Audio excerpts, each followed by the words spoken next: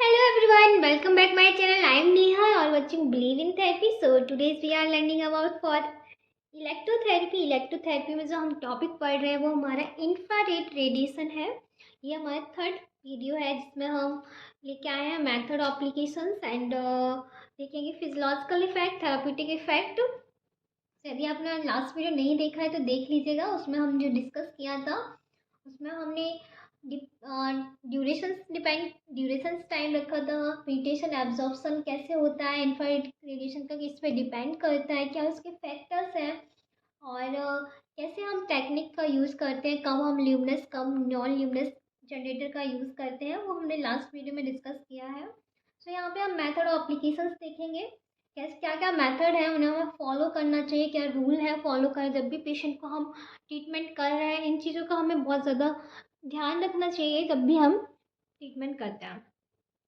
तो first point है हमारा patient position is comfortably. Means जो हमने पेशेंट ट्रीटमेंट के लिए आया है उसे सबसे पहले हम एक कंफर्टेबल पोजीशन देनी है जिससे पेशेंट अपने आप को कंफर्टेबल फील कर सके। नेक्स्ट है ट्रीटमेंट पार्ट इज अनकवर्ड। जो हम ट्रीटमेंट पार्ट है जो कर रहे हैं उसे अनकवर्ड करना है। एंड थर्ड पॉइंट है स्किन चेक सेंसेशन। चेक मतलब स्किन का जो सेंसेशन है उन्हें चेक करना है, थर्मल है नॉन थर्मल है, वो सेंसिटिविटी कैसी है और पेशेंट क्या फील कर रहा है वो भी पहले पेशेंट से चेक कर लेना चाहिए, पूछ लेना चाहिए कि वो डिफ्रेंशिएट कर पा रहा है थर्मल एंड कोल्ड सेंसेशन में। नेक्स्ट फोर्थ पॉइंट है skin must be clean and dry. हाँ, स्किन है वो क्लीन होनी चाहिए और उस क्लीन करने के बाद वो ड्राई भी होना चाहिए। Next explain treatment procedure.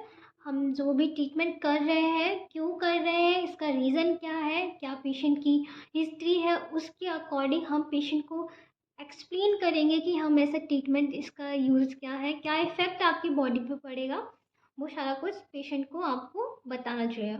Next है 6 point lamp position set right angle to the skin. जो हम इंफ्रारेड का जो यूज़ कर रहे हैं ल्यूमिनस जनरेटर या नॉन ल्यूमिनस जनरेटर, तो उसका जो लैम्प होता है, उसका जो हेड है, उसका जो एंगल है वो सही एंगल है या नहीं है वो भी चेक करना चाहिए। एंड नेक्स्ट है lamp distance 50 to 75 centimetre from body surface. जो लैम्प की डिस्टेंस है वो 50 to 75 रखना चाहिए, ज़्यादा पास होगा तो बर्निंग हो सकती है। नेक्स्ट है switch on 10 to 20 minutes before treatment. Means जब भी पेशेंट हमारे पास ट्रीटमेंट के लिए आता है, जब तक आप उसकी हिस्ट्री लेते हैं तब उससे पहले आपको इन पर जो जनरेटर है उसका स्विच ऑन कर देना चाहिए, क्योंकि जो हम लैंप जो यूज़ करते हैं उसे वार्म अप होने पे थोड़ा सा टाइम लगता है, 5 to 10 मिनट्स लगते हैं उसे वार्म अप होने के लिए। उसके बाद ही वो अच्छा इफ़ेक्ट देता है, इसलिए हमें पहले से ही उसे ऑन कर देना चाहिए जब भी हम ट्रीटमेंट करें। तो ये हमारे मेथड्स थे कैसे क्या हमें ट्रीटमेंट देना है।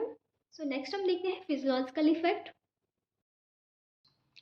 सो हम नेक्स्ट देखते हैं फिजियोलॉजिकल इफेक्ट। क्या क्या फिजियोलॉजिकल इफेक्ट है। जब भी हम इंफ्रारेड रेडिएशन का यूज़ करेंगे पेशेंट की स्किन पे, पेशेंट के उस एरिया पे जहाँ पे उसे रिक्वायरमेंट है हीट की, तो वहाँ जैसे ही हमने यूज़ किया इंफ्रारेड वेव्स दी, रेडिएशन दी, तो उसे हीटिंग इफेक्ट देखने को मिलेगा हमारी डर्मिस पे, एपिडर्मिस पे, स्किन की लेयर पे। तो वहाँ से जब हीट होगा तो वहाँ से हीट हमारी पेनिट्रेट कर जाएगी टिश्यूज़ तक। टिश्यूज़ तक पेनिट्रेट करने के बाद वो एब्जॉर्ब हो जाएगी। कुछ हीट होगी वो रिफ्लेक्ट भी हो जाएगी, कुछ एब्जॉर्ब हो जाएगी। एब्जॉर्ब होगी तो हमारे और अदर ऑर्गन टिश्यूज़ तक ट्रांसमिटेड होगी हीट।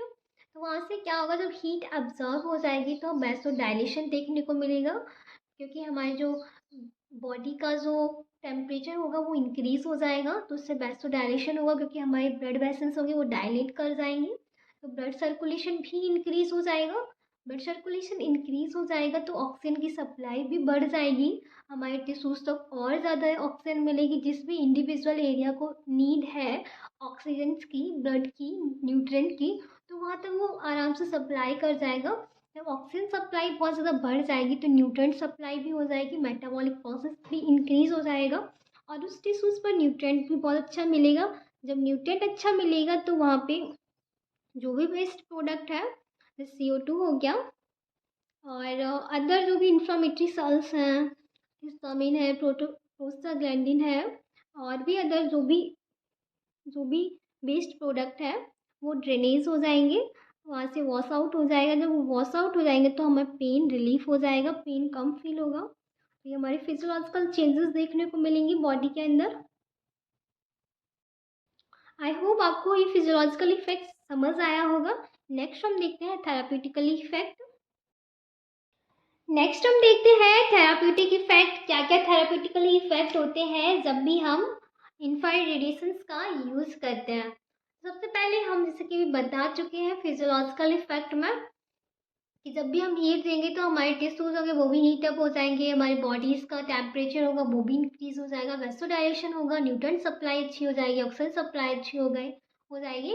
तो वहाँ से जो भी वेस्ट मटेरियल होगा वो वॉश आउट हो जाएगा और पेन रिलीफ हो जाएगा। तो ये फर्स्ट है हमारा पेन रिलीफ के लिए, जब भी हीट देंगे तो पेन रिलीफ होगा। सेकंड है हमारा वेसोडाइलेशन, मीन्स जो हमारे ब्लड वेसल्स हैं उनका उनके जो वेसल्स है उसको डायलेट कर देता है, जिससे कि ब्लड फ्लो और अच्छा होएगा, इंक्रीज ब्लड फ्लो। फोर्थ है increase elasticity of connective tissues, means जब भी हीट ज़्यादा मिलेगी हमारे टिश्यूज तो उसकी इलास्टिसिटी होगी वो भी इंक्रीज हो जाएगी। एंड नेक्स्ट है decrease formation of oedema. Oedema का जो फॉर्मेशन हो रहा है बॉडी में, जब भी हीट देंगे तो उससे क्या होगा, जो अडीमा का फॉर्मेशन होगा वो वॉश आउट हो जाएगा, मीन्स वहाँ से जो फ्लूइड एक्स्ट्रा फ्लूइड जो एक्यूमुलेट हुआ है वो वॉश आउट हो जाएगा और हमारे हार्ट के थ्रू पंप हो जाएगा। एंड नेक्स्ट है सिक्स डिक्रीज मसल स्पाजम, जो मसल्स में स्पाजम हुआ है, स्पास्टिसिटी हो गई है वो भी कम हो जाएगी। सेवन है decrease muscle stone, muscle stone को भी कम कर देगा। मसल स्टोन मीन्स जो हमारी मसल्स है बहुत फास्ट कॉन्टैक्ट कर रही है, कॉन्टैक्ट बहुत ज़्यादा फास्ट कर रही है, इससे मसल स्टोन होता है वो बहुत ज़्यादा बढ़ जाता है, तो उस मसल स्टोन को भी कम कर देगा और वो कॉन्ट्रेक्शन होगा वो कम हो जाएगा, रिलैक्सन कॉन्ट्रेक्शन आराम से होने लगेगा। नेक्स्ट है at increase lymphatic and venous drainage, means जो हमारा लिम्फेटिक और वेनस ड्रेनेज होगा उसे इंक्रीज कर देगा, मीन्स जिससे हमारे जो भी एक्स्ट्रा वेस्टेज प्रोडक्ट है वो वॉश आउट होने लगेंगे, ड्रेनेज होने लगेगा वहाँ से। जब वो ड्रेनेज हो जाएंगे तो वहाँ पे पेन है, इन्फ्लामेशंस है, अडीमा है, तो वो सारी कंडीशंस होंगे वो ख़त्म हो जाएंगी और रिकवरी फास्ट हो जाएगी, हीलिंग प्रोसेस फास्ट हो जाएगी। तो इन सारी चीज़ों में, इन कंडीशंस में हम यूज़ करते हैं इंफ्रारेड रेडिएशन का और बहुत अच्छा इफेक्ट देखने को मिलता है। सो आज इस हमने वीडियो में देख लिया है कि कैसे मेथड्स होते हैं जब भी पेशेंट आता है, कैसे हमें मेथड्स क्या क्या यूज़ करने हैं जब भी ट्रीटमेंट कर रहे हैं, क्या फिजियोलॉजिकल इफेक्ट होते हैं एंड क्या थेरापेटिकली इफेक्ट होते हैं, समझ लिया है। आई होप आपको ये वीडियो समझ आया हो। नेक्स्ट वीडियो में हम जो इंडिकेशंस पढ़ेंगे, कॉन्ट्रा इंडिकेशंस पढ़ेंगे, डेंजर पढ़ेंगे, क्या क्या डेंजर्स क्या क्या कॉम्प्लिकेशंस हैं। सो थैंक यू, मिलते हैं नई वीडियो के साथ। बाय।